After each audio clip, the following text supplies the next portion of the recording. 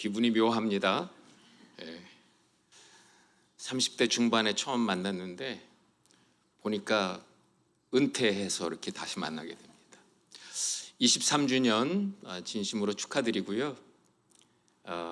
지난 23년 여정 속에 그래도 함께 했던 한 사람으로서 감사한 마음을 가지고 여기 왔습니다. 밖에서 들어보니까 소문이 참 좋더라고요. 그러니까 저도 기분이 좋았습니다. 감사함이 넘쳤습니다. 근데 생각해 보니까 참 세월이 빠르다는 생각이 들어요. 작년 2024년도는 저에게 좀 개인적으로 특별한 해였습니다. 제가 사역을 시작한 지 40년째가 되던 해였습니다. 이렇게 보여도 40년 됐습니다. 그래서 40이라는 숫자가 좀 의미가 있잖아요. 그래서 근처에 있는 수양관에 가서 좀 개인적인 시간을 가졌습니다.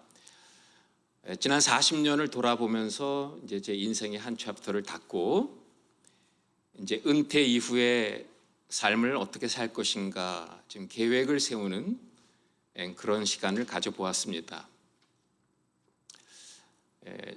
저는 생각하길 이제 사역은 그만 내려놓자.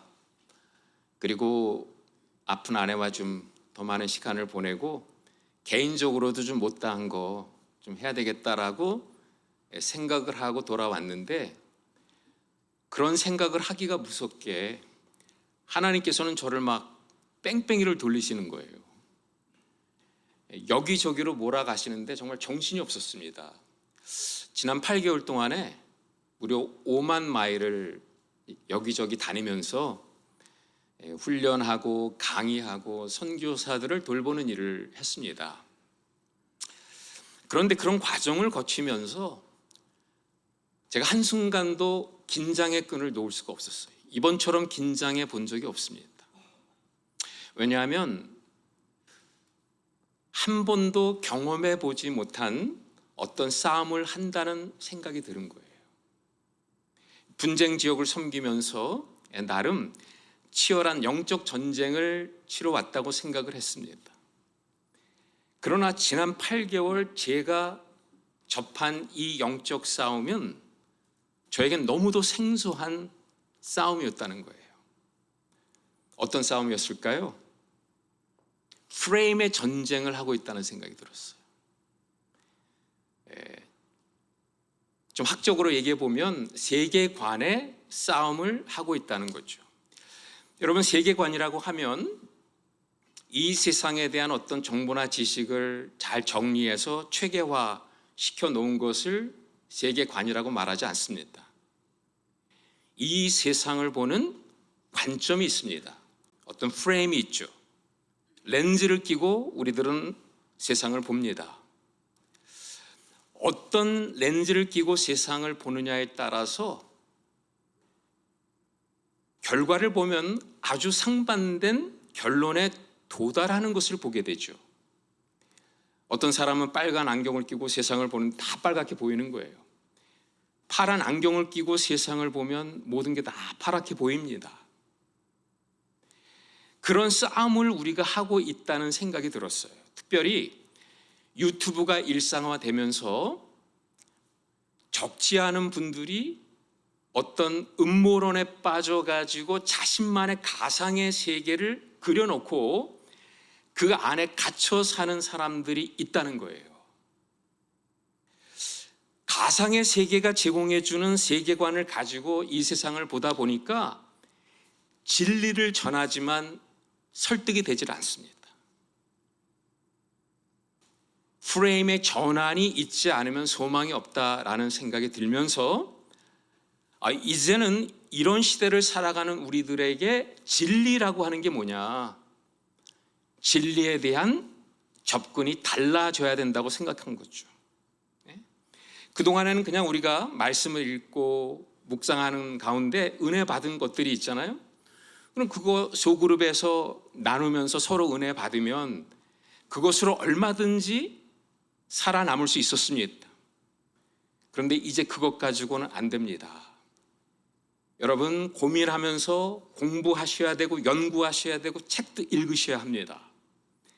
그래서 진리가 제공해주는 세계관으로 무장하고 이 세상에서 벌어지는 일들을 제대로 판단하고 제대로 반응을 보이지 않으면 프레임 전쟁에서 우리는 살아남을 수 없다는 거예요. 자, 그런 면에서 저는 에베소서는 이 시대를 살아가는 저와 여러분들이 반드시 읽어야 되는 교과서다라고 생각을 합니다.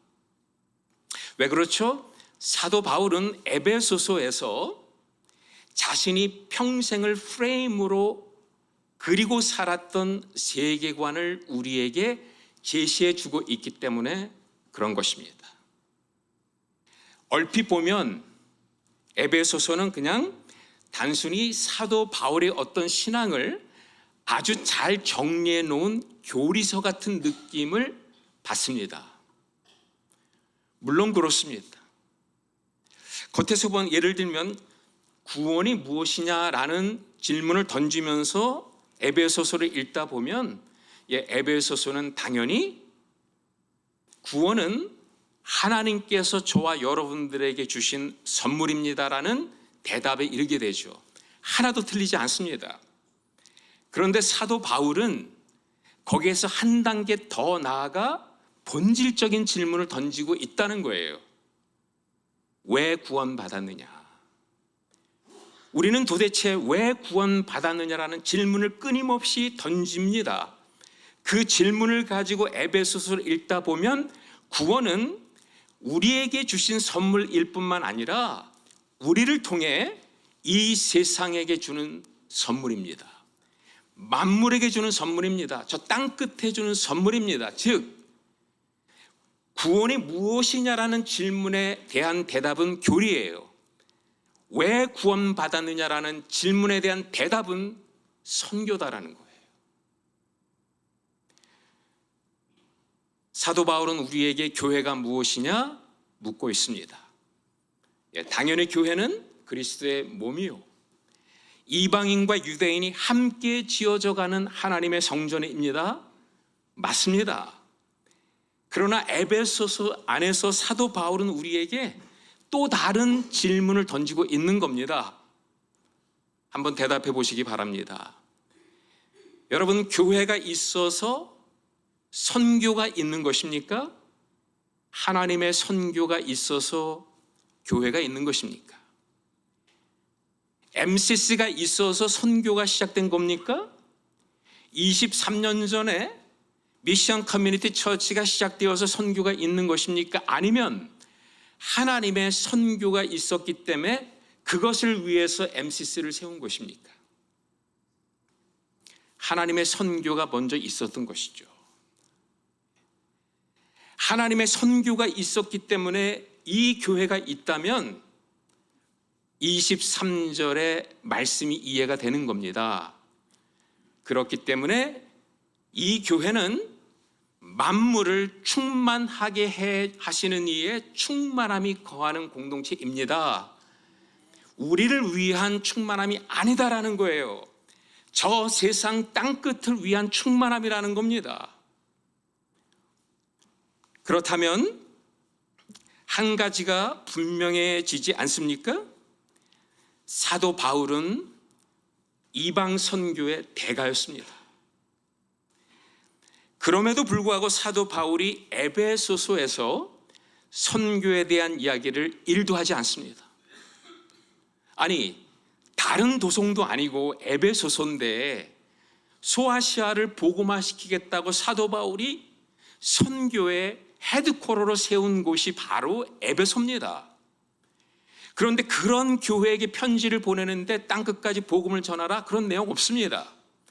모든 족속으로 제자를 삼으라, 그런 내용 없습니다. 왜 사도 바울은 선교 얘기를 안 할까? 안 하는 게 아닙니다.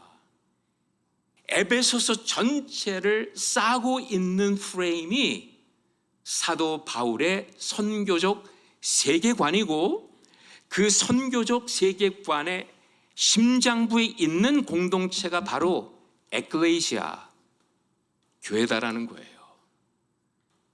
여러분, 이 사실을 우리가 잊어버리면 교회가 이 땅에 있어야 될 이유가 없는 것입니다. 자, 오늘 본문 말씀은 이 사실을 명확하게 드러내 보여주고 있다라는 거예요. 오늘 본문 말씀은 15절에서부터 시작된 사도 바울의 기도의 결론 부분에 해당하는 말씀이죠. 처음에는 감사의 기도로 시작을 하다가 17절부터 간구를 시작하는데, 사도 바울의 첫 번째 간구는 이것입니다.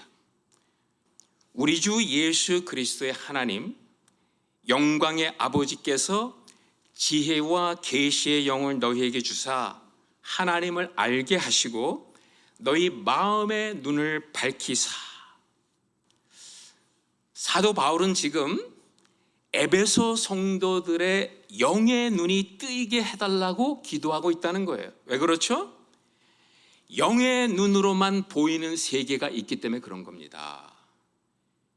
육신의 눈으로는 보이지 않는 성령께서 허락해 주시는 프레임을 가져야지만 보이는 세계가 있다는 거예요. 바로 1장 3절부터 14절까지 사도 바울은 한 편의 구속의 드라마를 보여줘요. 상당히 어렵습니다. 왜냐하면 한 문장으로 이루어졌기 때문이에요. 하나님께서 하늘에 속한 모든 신령한 복으로 우리에게 복 주시되 하면서 복을 쭉 설명하는데, 삼위일체 하나님께서 한 팀을 이루셔서 완성하신 저와 여러분들의 구속사역이에요. 영원에서 영원을 아우르는 한편의 대하 드라마입니다. 육신의 눈으로는 보이지 않습니다. 영의 눈이 뜨여야 이 세계가 보인다는 거예요. 자, 그 세계를 하나하나 짚어가면서 간구하고 있는데 세 가지를 간구합니다. 근데 첫 번째 두 가지는 살짝 건너뜁니다. 부르심의 소망이 무엇이며, 여러분, 부르심의 소망은 성부 하나님의 사역이에요. 하나님 아버지께서 4절에 보니까 우리를 부르시고 택하시고, 그러니까 성부 하나님께서 이 모든 구원을 계획해 놓으셨거든요. 자, 그런 부르심의 소망이 무엇인지를 알게 해달라는 기도를 살짝 하고 지나가요. 그리고 두 번째는 그 기업의 영광의 풍성함이 무엇이며, 이거는 저와 여러분들이 받을 마지막에 기업의 보증수표가 되신 성령 하나님의 사역인 거죠. 그러니까 아버지 하나님의 사역, 부르심의 소망, 성령 하나님의 사역, 그 기업의 영광의 풍성함, 요 두 가지 사역은 살짝 짚고 넘어가요. 그리고 나서 한 가지를 강조하면서 이 주제를 6장까지 끌고 갑니다. 그 사역이 무엇이었을까요?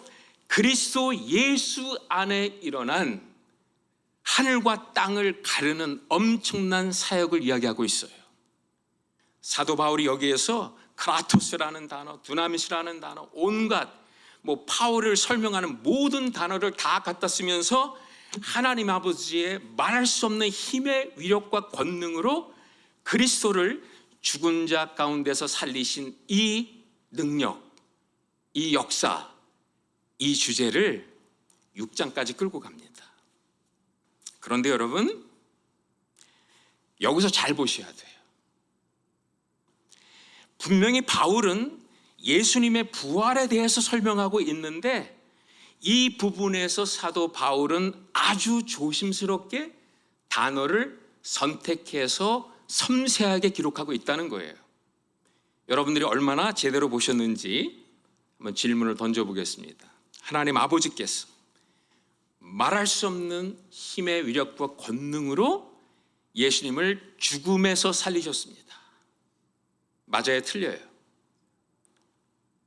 이렇게 말씀하지 않았다는 거예요. 여러분, 사도 바울은 한 번도 그리스도가 죽음에서 살아나셨다라고 말한 적이 없어요. 사도 바울은 분명히 그리스도 예수를 죽은 자 가운데서 살리셨다고 얘기합니다. 차이가 뭐죠? 엄청난 차이가 있습니다. 사도 바울은 지금 종말의 세계관을 가지고 이 말씀을 기록하고 있는 거예요. 단순히 죽음에서 살아나셨다가 아니라 마지막에 죽은 자들 가운데 가장 먼저 예수를 살려주시고 누구든지 그리스도 안에 있는 자들의 부활의 첫 열매가 되게 하셨다, 이 말씀을 기록하고 있는 겁니다. 여러분, 유대인들의 세계관을 보면요, 바리새인들도 마찬가지고 마지막 날에 하나님께서 이 악한 세대를 끝장내시고 새 시대를 시작한다라고 하는 믿음을 갖고 있어요. 저희들이나 바리새인들이나 우리를 강하게 결집시키는 힘은 똑같아요. 부활이에요, 부활. 오늘까지 바리새인들이 살아남을 수 있었던 이유 하나, 마지막에 부활을 믿기 때문이에요. 자, 뼛속까지 바리새인이었던 사울은 마지막에 부활이 있을 것을 믿어요. 뿐만 아니라 그때 두 가지의 엄청난 사건이 일어날 것도 믿고 있어요. 첫 번째는 대대적인 성령 강림이 있을 것이다. 마지막 때가 되면 하나님께서 남녀노소 할 것 없이 물 붓듯이 성령을 부어주실 것이다. 그들도 믿고 있다는 거예요. 뿐만 아니라 그때 대규모의 죽은 자의 부활이 있다는 것을 믿고 있어요. 그런데 분명히 대규모의 부활 일어나지 않았어요.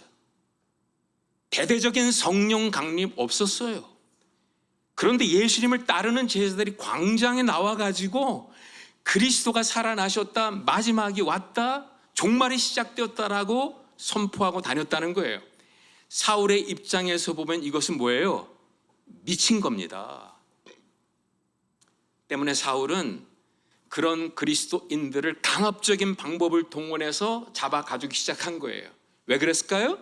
그래야 마지막 종말을 앞당길 수 있다라고 믿었던 거죠.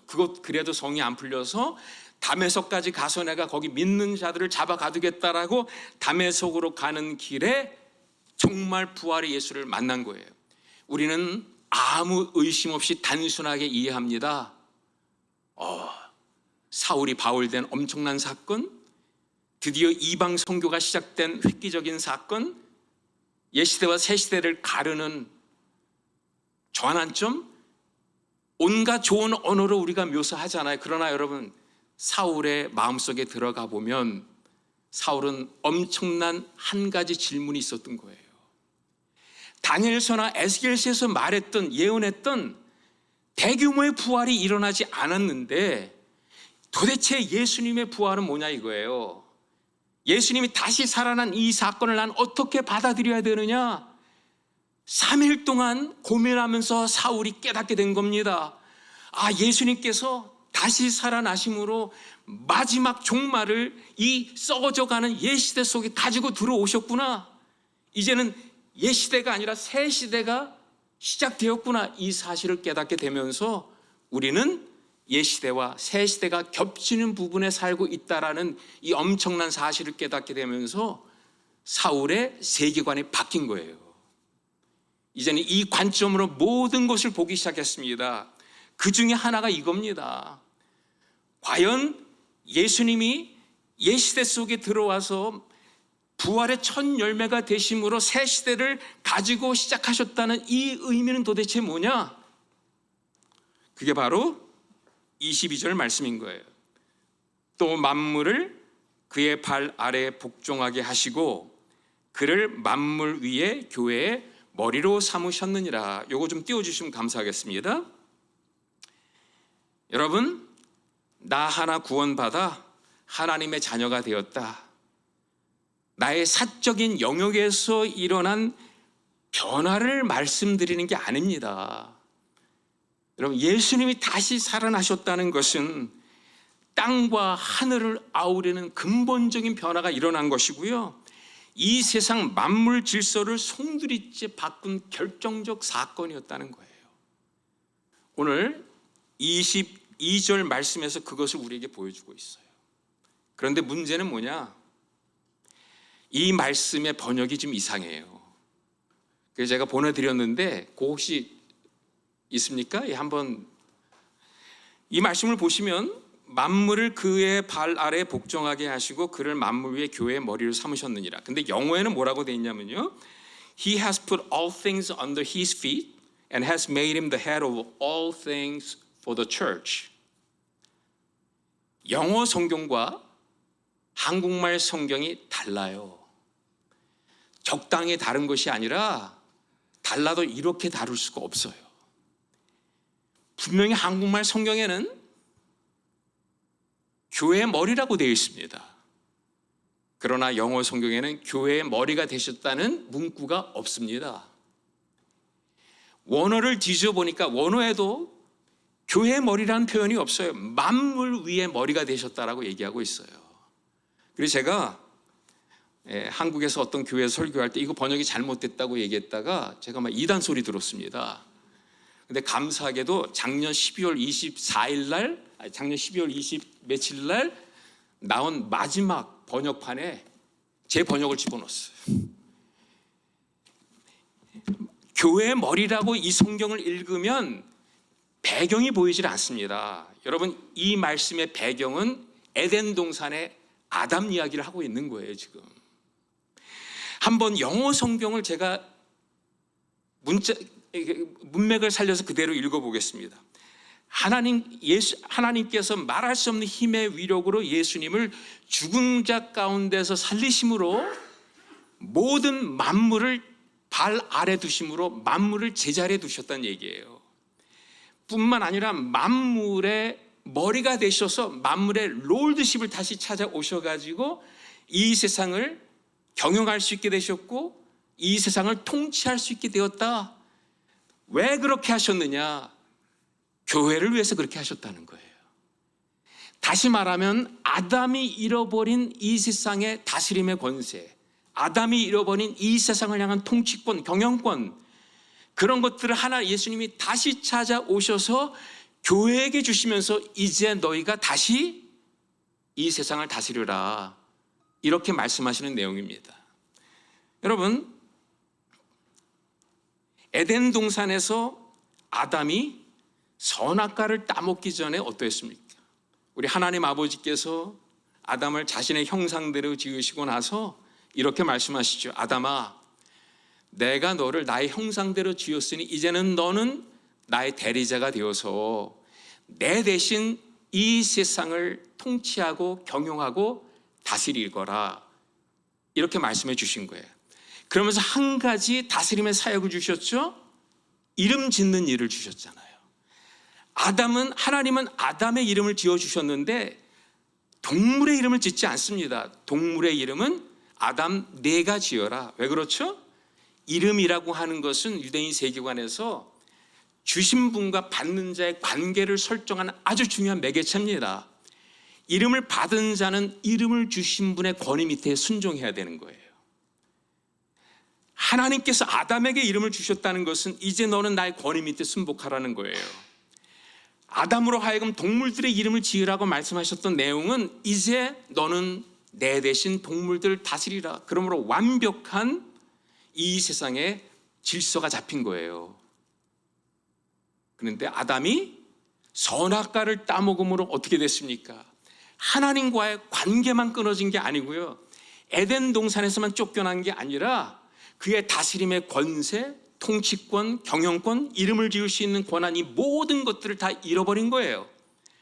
그런데 예수님께서 두 번째 아담으로 우리 가운데 오셔서 죽음에서 다시 살아나심으로 만물을 그 밑에 두신 거예요. 제자리에 두신 겁니다. 만물 위에 경영권, 통치권을 다시 찾아오셔가지고 이제 교회에게 이제 네가 아담 대신 이 세상 만물을 통치해라. 너는 만물에 변두리 있지 않고 만물의 중심에서 만물의 가치를 매기는 존재다. 만물의 변두리에서 만물에 의해 지배를 당하는 존재가 아니라 이 세상 만물을 다스리는 만물의 중심에 있는 나의 대리자다. 이렇게 말씀해 주신 겁니다. 여러분, 그 교회가 바로 MCC 여러분들인 줄 믿습니다. 이런 해석의 근거에서 우리가 교회라고 하는 이 내용을 다시 들여다볼 필요가 있다는 거예요. 여러분, 교회 하면은 어떤 이미지가 떠오르세요? 저는 교회 하면 어려서부터 익히 들어왔던 교회는 노아의 방주, 이런 이미지가 떠올라요. 멸망해 가는 세상으로부터 건짐받아서 피신에 들어온 마치 도피자 수용소 같은 느낌이 들어요. 여러분, 여기에 선교가 있고 이 세상을 다스리고 경영하고 이런 사역은 존재하지 않는다는 거예요. 그런데 제가 다시 한번 이 에클레시아라는 이 단어를 공부해 보니까 놀라운 사실 한 가지를 발견하게 된 거예요. 여러분, 에클레시아는 우리 기독교인들이 만든 단어가 아닙니다. 에클레시아는 교회가 세워지기 전부터 그레코 로만 사회에서 널리 사용되어졌던 언어예요. 어디에서 사용되어졌을까요? 모든 도시들을 가보면 그 도시에 심장부가 있습니다. 브레인 역할하는 부서가 있어요. 심장부에서 이 도시 전체의 문제를 끌어안고 해결해 나가고 미래의 도시를 설계해 나가면서 예산을 편성하고 집행하는 브레인 역할하는 부서가 있어요. 그 부서는 절대로 자신들을 위해서 예산을 편성하고 예산을 집행하지 않아요. 철저하게 모든 도시 전체를 끌어안고 그 도시를 위해 존재하는 그 부서, 그것을 두고 우리는 시티 카운셀이라고 부르죠. 시의회라고 부릅니다. 근데 여러분 놀라지 마세요. 에클레시아는 바로 그 시의회를 두고 사용되어졌던 언어예요. 우리가 만든 언어가 아니에요. 그런데 우리 기독교인들이 처음에 교회를 세우면서 자신들이 만든 어떤 단어를 쓰지 않고 이미 널리 사용되었던 에클레시아라는 단어를 끌어다가 우리가 에클레시아라고 얘기했다는 거예요. 숨은 의도가 보이지 않습니까? 진정한 브레인은 시의회가 아니라 우리 공동체가 영적 헤드쿼터라는 거예요. 우리가 이 도시 전체의 영적 헤드쿼터로서 영적 분위기를 만들어가고 영적 가치를 심어나가고 마지막에 우리가 가야 될 저 천국의 사인포스트를 이 땅이 제시해야 된다라고 생각하고 있었다는 거예요. 얼마나 선교적인 마인드로 이런 이름을 갖다 썼는지 여러분 짐작이 가지 않습니까? 자, 그런 관점에서 한번 MCC를 들여다보시기 바랍니다. 여러분, 애나임이라는 도시에 영적 브레인이 바로 여기에 있는 겁니다. 애나임이라는 도시의 당회가 여러분들입니다. 여러분들이 이곳에 있으면서 이 애나임 전체의 영적 분위기를 잡아 나가셔야 되고요, 영적인 가치를 심어 나가셔야 되고 다가올 천국의 그 사인포스트를 제시해야 합니다. 우리가 이곳에 있기 때문에 애나임이 달라져야 되는 거예요. 디즈니랜드가 있기 때문에 애나하임이 유명한 게 아니라 애나하임에 MCC가 있기 때문에 유명해져야 된다는 거죠. 이것이 바로 사도 바울의 마인드였다는 거예요. 여러분 한번 생각해 보십시다. 만물의 중심에서 우리는 우리의 세계관으로 이 세상의 가치를 매겨 나간다고 믿고 있어요. 근데 저들의 세계관으로 이 세상의 가치를 매겨 나아간다고 생각하고 있어요. 그러면 그 사이에 당연히 프레임 전쟁은 있을 수밖에 없다는 거예요. 여러분, 이 프레임 전쟁은 무승부가 없어요. 중립지대가 없습니다. 교회가 세상에게 변질되든지 세상이 교회를 바꿔나가든지 둘 중에 하나입니다. 그런데 여러 교회를 다니면서 저는 우리가 이 프레임 전쟁에서 이기고 있다는 확신이 들지 않는 게 너무 마음이 아팠어요. 정말 우리가 우리의 가치로 세상의 가치를 바꿔나가고 있느냐. 얼마 전에 일어났던 한 사건을 우리가 들여다보아도 금방 알 수 있습니다. 몇 개월 전에 트럼프 대통령이 관세 전쟁을 시작을 했습니다. 그 사건으로 스탁마켓이 크래시 됐죠. 제가 이 사건을 어떻게 보느냐 이것이 너무 궁금해서 주변에 있는 우리 친구들, 가족들에게 일일이 전화를 했습니다. 이구동성으로 모든 크리스찬이건 난 크리스찬이건 상관이 없어요. 하나같이 전부 이 사건을 어떤 프레임으로 보는지 아십니까? 달러로 봅니다. 관세 정책으로 인해서 어떤 분은 200만 불 잃어버렸다는 거예요. 어떤 분은 20만 불 잃어버렸다. 이제는 물가가 올랐다. 장사가 안 된다. 모두들 다 모든 프레임이 자본주의에 의해서 형성된 소비주의의 프레임을 가지고 보고 있다는 거예요. 어떤 누구도 이 사건으로 말미암아 어떤 선교지의 문이 닫히고 있습니다, 이런 얘기하는 사람이 없었다는 거예요. 이 사건으로 말미암아 어떤 선교사님이 지금 고통당하고 있다, 어느 누구도 그렇게 생각하고 있지 않았다는 거예요. 무엇을 말해주는 것입니까? 우리는 지금 자본주의가 제시해주는 이 프레임으로 모든 것을 보고 있고 그러한 소비주의에 갇혀서 지금 살아가고 있음을 반증하는 거 아닙니까, 여러분? 멀리 볼 필요가 없습니다. 소비주의라고 하는 것은 모든 것을 숫자의 가치로 매기는 거예요. 우리가 이사를 갑니다. 그러면 첫 번째 드는 생각이 뭐죠? 얼마짜리냐 이거예요. 얼마짜리 집으로 이사를 가느냐? 분명히 살 집으로 이사를 가는데 얼마를 남겨서 팔 것이냐? 팔 집으로 이사를 간다고 생각하는 분들이 많아요. 얼마짜리냐? 그리고 얼마를 남겨서 팔 것이냐? 거기까지는 괜찮습니다. 그런데 문제는 내가 그 200만 불이면 200만 불, 300만 불이면 300만 불의 집에 살기 때문에 나의 가치는 그만큼이라고 착각하는, 거기에서부터 문제가 생긴 거죠. 여러분, 내가 1000만 불짜리 집에 살면 내 인생이 1000만 불짜리 인생 되는 겁니까? 그렇지 않습니다. 오히려 내가 그 집에 살기 때문에 그 집의 가치가 달라져야죠. 내가 완베드룸에 살아도 내가 그곳에 살기 때문에 그곳이 천국 돼야 되는 거 아닙니까? 저는 어려서 농골상회라고 하는 쌀가게에서 어린 시절을 보냈습니다. 저희 아버지가 쌀가게를 했어요. 그래서 먹고 사는 건 지장이 없었어요.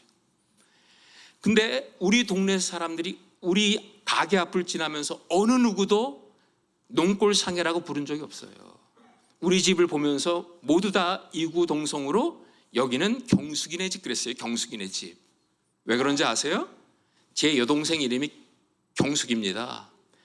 학교에서 전교 부회장하고 반에서 반장하고 교회에서 5학년 때부터 새벽 기도를 나갔어요. 워낙 유명한 아이라 그 아이 때문에 우리 집에 장사가 잘 됐어요. 농골상회를 보면서 경숙이네 집 불렀던 그분들은 이 집을 경숙이가 사는 집으로 여겼던 거예요. 여러분, 자동차도 마찬가지 아닙니까? 우리가 어떤 브랜드의 자동차를 타기 때문에 내가 그 브랜드의 가치로 매겨지는 이 세상, 우리 살고 있죠. 끊임없이 우리에게 유혹하잖아요. 중국 가면 BMW를 중국말로 BM워 그럽니다. BM워, Don't touch me 이런 뜻이에요. BMW를 타고 다니면 Don't touch me 인생 된다고 착각하는 거예요. 내가 타는 그 자동차의 가치가 나의 가치라고 여기는 거예요. 그러면 여러분, 똥차를 타면 내가 똥이 되는 겁니다. 내가 이 세상에 어떤 물건을 들고 다니기 때문에 그 물건의 가치가 달라져야 된다는 거예요. 1980년대에 미국에서 가장 부자가 새뮤얼 월튼이었습니다. 월마트의 창시자죠. 그분이 신문에 세계 최고 부자라는 기사가 떴을 때 아칸사스가 뒤집혔습니다.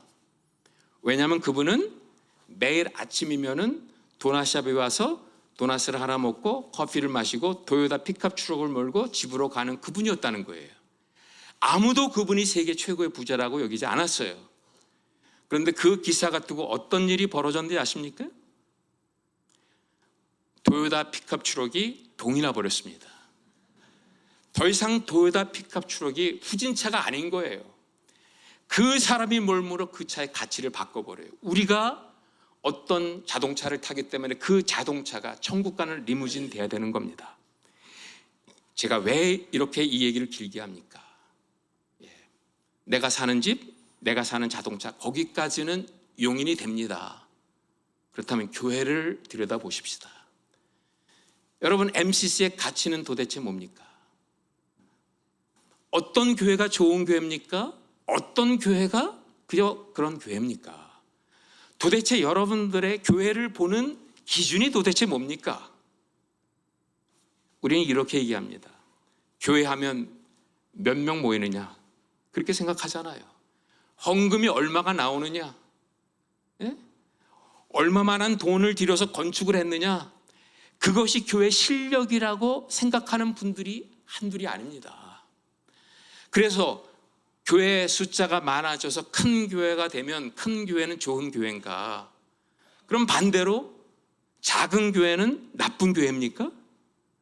그 얘기는 뭐냐면요, 키가 큰 사람은 좋은 사람이고 키가 작은 사람은 나쁜 사람이다, 이런 얘기랑 똑같은 거예요. 크고 작고가 우리의 가치의 기준이 아니듯이 크고 작고가 교회의 가치의 기준이 아니다라는 거예요. 교회에 만물을 충만하게 하시는 이의 충만함이 거하고 있느냐? 그렇다면 그 교회는 작아도 좋은 교회고 커도 좋은 교회가 되는 겁니다. 그래서 한번 23주년을 맞이하는 여러분들께 묻겠습니다. 여러분은 정말로 만물을 충만하게 하시는 이의 충만함이 거하는 공동체 이뤄가고 계십니까? 그리스도께서 우리에게 허락해 주신 충만함으로 우리는 땅끝을 향해 열려 있습니까? 다른 거 볼 필요가 없어요. 지난 1년 동안에 내가 어떤 결정을 내렸느냐? 내 체킹 어카운트를 보세요. 나의 일기장을 보세요. 어떤 결정을 내리고 살았는지, 그게 우리의 실력이에요. 그게 우리의 수준입니다. 이제는 말로 이 세상 달라지지 않습니다. 결정을 하셔야 되는 거예요. 매일매일 순간순간마다 세상이 제공해주는 세계관을 바라보면서 하나님이 주신 세계관으로 우리가 뚫고 나아가기 위해 결정을 내려야 되는 거예요.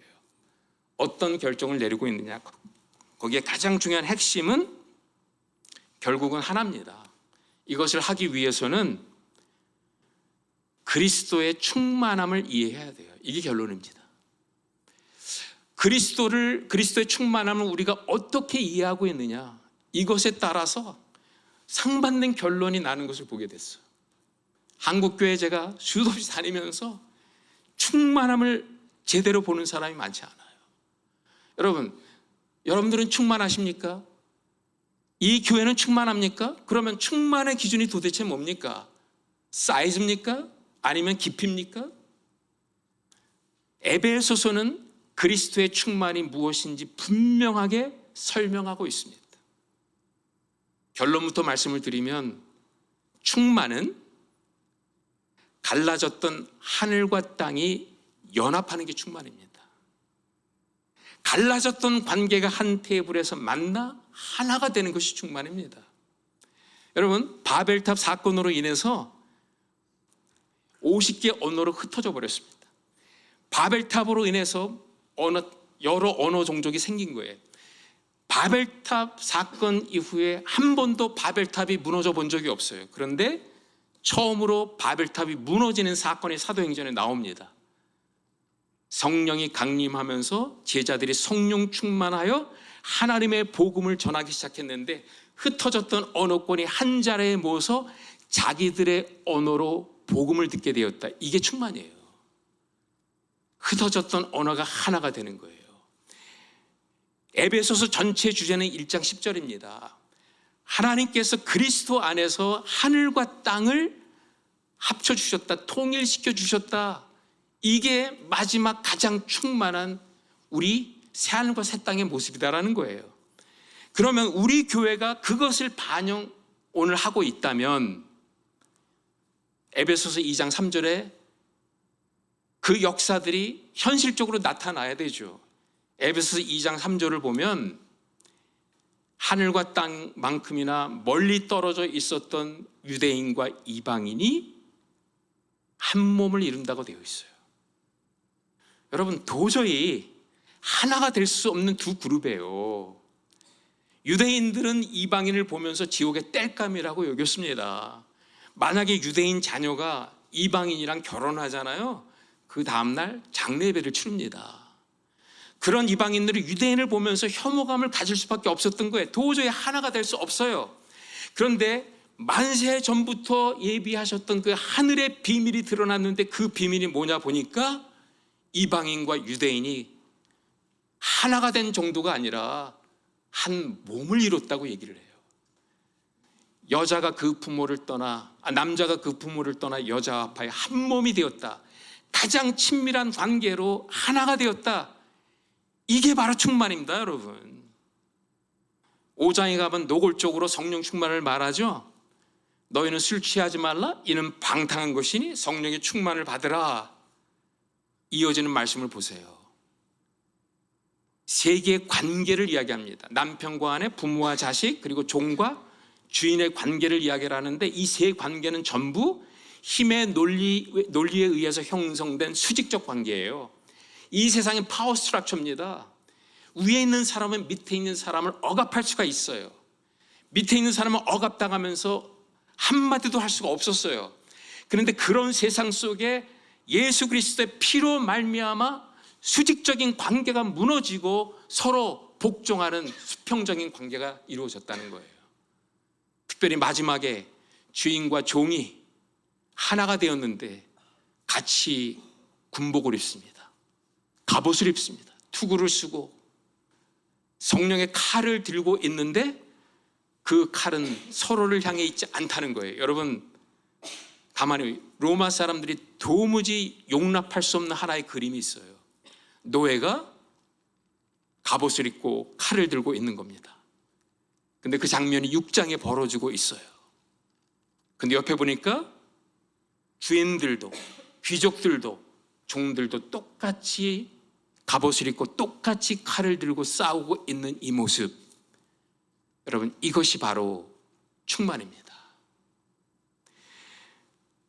충만을 멀리서 찾을 필요 없다는 것입니다. 하나 된 관계, 갈라진 관계가 회복되어 한 테이블에서 서로 교제를 나누는 그 모습이 교회의 충만인 줄 믿습니다. 서로 반목하고 질시했던 관계가 회복되어서 함께 복음을 나누는 모습이 충만입니다. 이제는 이 충만한 그리스도의 모판을 가지고 세상 속에 들어가서 모판을 심는 것이 바로 선교의 역사인 줄 믿습니다. 여러분 선교하기를 원하십니까? 그렇다면 이 교회 안에서부터 선교하십시오.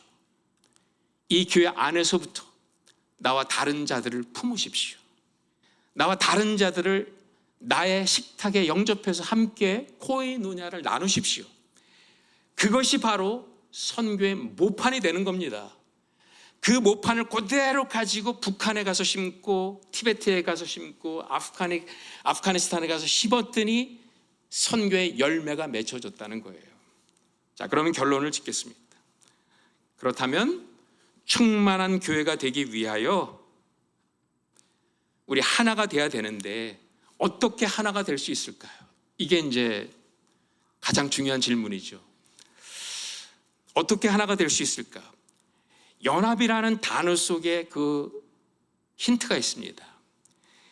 통일시킨다라고 했을 때 그 원어를 보니까 에나 카플레이라고 되어 있어요. 에나 다시라는 뜻이고 케팔레라는 뜻은 머리라는 뜻입니다.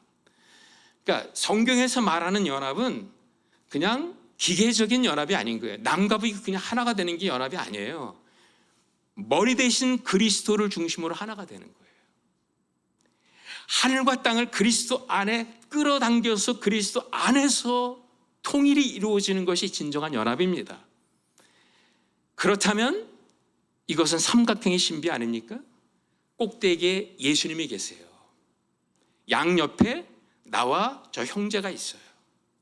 우리가 아무리 가까워지려고 해도 가까워질 수가 없어요. 근데 나는 그리스도를 바라보고 저 형제는 그리스도를 바라보면서 날마다 한 걸음 한 걸음 나아가는 그 모습이 바로 하나가 되는 모습이다라는 거예요. 여러분 그런 모습을 두고 사도 바울은 그게 바로 성령 충만의 여정이라고 얘기를 합니다. 성령 충만. 여러분 성령 충만 받고 싶지 않으세요? 성령 충만을 우리는 다 원합니다. 그렇게 생각보다 어렵지 않습니다.